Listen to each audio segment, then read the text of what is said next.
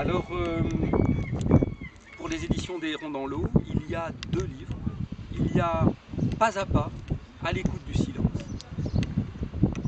pour lequel il y avait eu une première édition en 2009 et en 2017. Ce livre a été revu et il y a eu une nouvelle édition. Dans cette nouvelle édition, il y a quelques pages en plus et en particulier des pages sur des croquis préparatoires.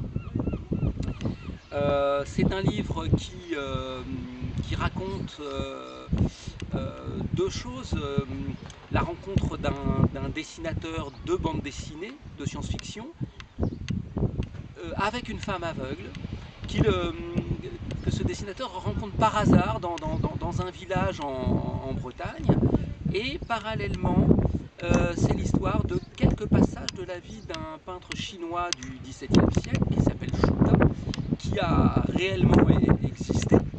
Et une des rares personnes à avoir écrit un livre sur Shuta, c'est l'écrivain et poète François Tcheng. Et donc, dans cette histoire, j'ai voulu mêler différentes choses dans lesquelles je parle de différents sujets et aussi de notre rapport au monde, à la nature, au temps. Et donc, il y a aussi toute une réflexion sur la lenteur. Alors, il y a beaucoup de livres qui ont été écrits avec des titres comme éloge de ceci, éloge de ça. Et donc, ça pourrait être voilà, une sorte d'éloge de la lenteur. Et donc, c'est ces différents thèmes comme ça qui sont abordés. Et entre autres aussi la vie au quotidien d'une femme aveugle.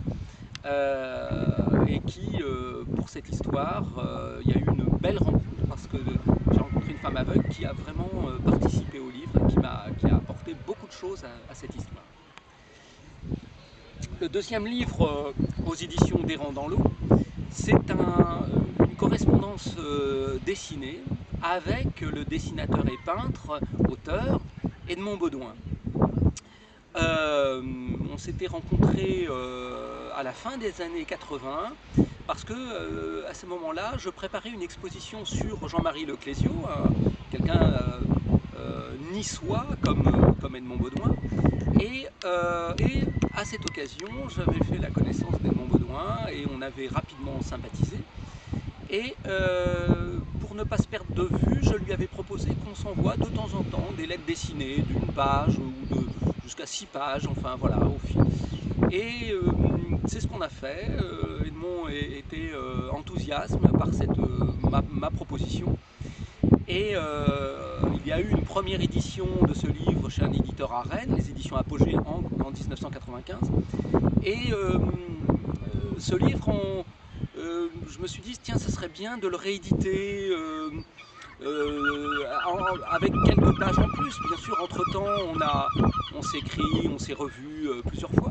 Et on a ajouté quelques pages de ces dernières années où on évoque différentes choses également. Et donc là, ce livre est paru aux éditions des Rangs dans l'eau en 2018, sous une forme différente. La chose qui me plaît beaucoup dans cette nouvelle publication, c'est que l'impression est beaucoup mieux que la première et la qualité des reproductions est nettement meilleure. Et donc, il y a d'autres projets qui verront, j'espère, le jour dans quelques années.